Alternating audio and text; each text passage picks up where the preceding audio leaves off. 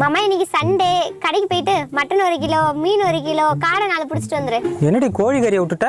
அதான் நம்ம பண்ணையில இருக்க. என்ன நம்மள பாக்குறா? இனி கடைக்கும் போக முடியாது, கறியும் வாங்க முடியாது. ஏன் காசு இல்லையா? நீ கறி திங்கிற ராசி இல்ல. ஏன்? ஏன்னா புரட்டாசி ஸ்டார்ட் ஆயிடுச்சு. ஏன் உணர புரட்டாசி மாசம் கறி திங்க கூடாதா? ஆமாப்பா, மனுஷங்களாம் யாரும் கறி திங்க மாட்டாங்க. அப்போ உன் பொண்டாட்டி ஒண்ணும் பிரச்சனை இல்லையா?